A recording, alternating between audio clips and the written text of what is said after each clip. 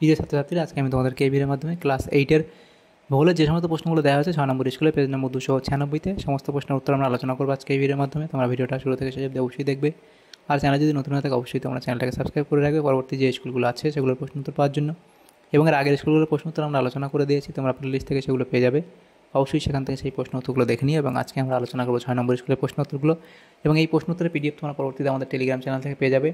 ডিসক্রিপশনে লিঙ্ক দেওয়া আছে, সেখান থেকে তোমরা যুক্ত হতে পারবে। তো 6 নম্বর যে স্কুল সেটা দেখো বলা হয়েছে যে একের দাগের প্রশ্ন, সঠিক উত্তরটি নির্বাচন করে লেখো। তাহলে প্রথম প্রশ্ন কি, ক্রোফেসীমা ও নিফেসীমা এর মধ্যে অবস্থিত বিযুক্তি রেখাটি হলো, তো সেটা হচ্ছে কি রেপিত্তি বিযুক্তি রেখা। এরপরে প্রশ্ন, তাহলে অপশান এখানে বি হবে সঠিক উত্তর। এরপরে প্রশ্ন, ভূ অভ্যন্তরের কঠিন তরল যে কোনো মাধ্যমের মধ্যে দিয়ে প্রবাহিত হতে পারে ভূমিকম্পের যে তরঙ্গ সেটি হলো কি, সেটা হচ্ছে তোমাদের পি তরঙ্গ, অপশান সি। এরপরে আছে পৃথিবীর মোট আয়তনের সবচেয়ে বেশি অংশ দখল করে আছে, সেটা হচ্ছে গুরুমণ্ডল, অপশান সি। এরপরের প্রশ্ন, শিলামণ্ডলের গভীরতা প্রায় 30 কিমি, অপশান এ। এরপরে আছে কেন্দ্রমণ্ডলের অপর নাম, সেটা হলো কেন্দ্রমণ্ডলের অপর নাম হলো নিফে। এরপরে আছে রবিনসন দ্বীপ এর গভীরতা প্রায় 3 থেকে 4 কিমি, অপশান বি। এরপরে প্রশ্ন 2 দাগের শূন্যস্থান পূরণ করো। প্রথম প্রশ্ন, ভুটানের রাজধানীর নাম হলো কি, তাহলে ভুটানের রাজধানীর নাম তোমরা জানো কি, থিম্পু। ভুটানের রাজধানীর নাম হলো থিম্পু। এরপরের যে প্রশ্ন সেটা দেওয়া হচ্ছে কি, দেখো ভুটানের রাজধানী হলো কি, থিম্পু। এরপরে প্রশ্ন, দারুচিনির দ্বীপ বলা হয় ড্যাশকে, তাহলে দারুচিনির দ্বীপ কাকে বলা হয়, সেটা হচ্ছে কি শ্রীলঙ্কা। তাহলে দারুচিনির দ্বীপ বলা হয় কি কাকে, সেটা হলো শ্রীলঙ্কা, শ্রীলঙ্কাকে।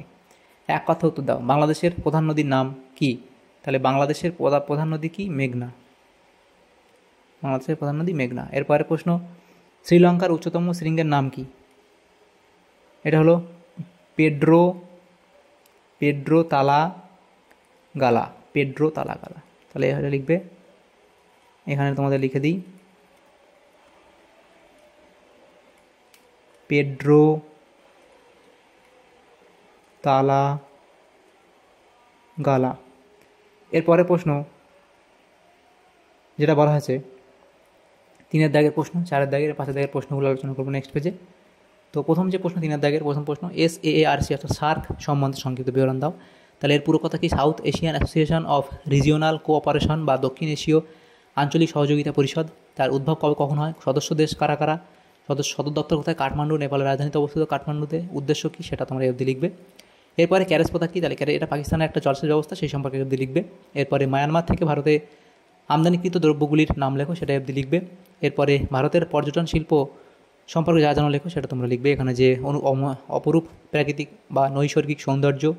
এরপরে এই দেখো, এটা নেপালের, ভারতের না, নেপালের পর্যটন শিল্প। এরপরের প্রশ্ন, এরপরের লিখবে পয়েন্ট, ট্রেকিং বা পর্বতারোহণ এবং স্থাপত্য ও ভাস্কর্য বলে পয়েন্ট করে 3টে অবধি লিখবে। তো এরপরে যে প্রশ্ন সেটা দেখা আছে কি, নিচের প্রশ্নগুলি সংক্ষিপ্ত ব্যাখ্যামূলক উত্তর দাও যে কোনো 2টি। প্রথম প্রশ্ন, অপসারী পাতসীমানা কেন, অপসারী পাতসীমানাকে কেন গঠনকারী পাতসীমানা বলা হয়, তাহলে অবধি তোমরা লিখবে। এরপরে প্রশ্ন, ভূমিকম্পের প্রাকৃতিক কারণগুলি উল্লেখ করো, তাহলে ভূমিকম্পের প্রাকৃতিক কারণ ও কৃত্রিম কারণ। তাহলে প্রাকৃতিক কারণ কি, পাঁচ সঞ্চালন, নবীন ভঙ্গিল পার্বত্য অঞ্চল। তারপর লিখবে অগ্নুদ্গম, তারপর লিখবে বাষ্পরাশির চাপ, ধস, হিমানি সম্প্রপাত, উল্কাপাত, কাস্ট অঞ্চলে ছাদের ধস। আচ্ছা, এই কৃত্রিম কারণ না লিখলেও চলে, কারণ এখানে প্রশ্নতে বলাই ছিল, দেখো এখানে ভূমিকম্পের প্রাকৃতিক কারণগুলি বলতে বলা যেত, প্রাকৃতিক কারণগুলো লিখবে, এটা না লিখলেও চলে, এখান থেকে অবধি না লিখলেও চলে, দরকার নেই লেখার। চাইলে তোমরা তোমার পরে রাখতে পারো অন্য প্রশ্নের জন্য, কিন্তু এই প্রশ্নে না লিখলেও চলবে। এরপরে প্রশ্ন ছিল 3 দাগের প্রশ্ন, এখানে কি আছে, টিকা লেখো প্রশান্ত মহাসাগরীয় আগ্নেয় মেঘলা, তাহলে প্রশান্ত মহাসাগরীয় আগ্নেয় মেঘলা সম্পর্কে অবধি লিখবে। তারপরে 4 দাগের প্রশ্ন, ভূগাঠনিক প্রক্রিয়া বলতে কী বোঝে, তার সংজ্ঞা লিখবে, ভূগাঠনিক প্রক্রিয়ার বৈশিষ্ট্য বলে পয়েন্ট করে এগুলো লিখবে, এবং আন্তর্জাত প্রক্রিয়া, বহির্জাত প্রক্রিয়া বলে অবধি লিখে দেবে। এরপরে প্রশ্ন যেটা দেওয়া হচ্ছে কি, সেটা বলা হচ্ছে 5 দাগের প্রশ্ন, নিচের প্রশ্নগুলো উত্তর দাও যে কোনো 2টি। আগ্নেয় শিলা ও পাললিক শিলার মধ্যে তুলনামূলক আলোচনা করো, তাহলে আগ্নেয় শিলা, পাললিক শিলা, তার সৃষ্টি, কাঠিন্য, শিলার প্রকৃতি, জীবাশ্ম স্তর, ক্ষয়িষ্ণুতা ইত্যাদির উপর ভিত্তি করে এগুলো লিখবে। এরপরে প্রশ্ন 2 দাগে, প্রাথমিক শিলা কাকে বলে, তাহলে প্রাথমিক শিলা কাকে বলে এখান থেকে শুরু করে অবধি লিখবে। এরপরে উদাহরণসহ আগ্নেয় শিলা শ্রেণীবিভাগ, তাহলে আগ্নেয় শিলা তার যে শ্রেণীবিভাগ করবে, নিশারি আগ্নেয় শিলা তার উদাহরণ দেবে, উদ্ভিদ আগ্নেয় শিলা তার উদাহরণ দেবে। এরপরে লিখবে উৎপত্তি অনুসারে উৎপত্তিস্থলে শিলার গভীরতার ভিত্তিতে এই শিলাকে দুভাগে ভাগ করা যায়, যেমন পাতালিক শিলা, উপাতালিক শিলা, তার উদাহরণগুলো দেবে, তাহলে অবধি লিখে দেবে। এরপরে প্রশ্ন 3 দাগের প্রশ্ন, শিলাচক্র কাকে বলে, তাহলে শিলাচক্র সম্পর্কে এফ দিয়ে লিখে দেবে।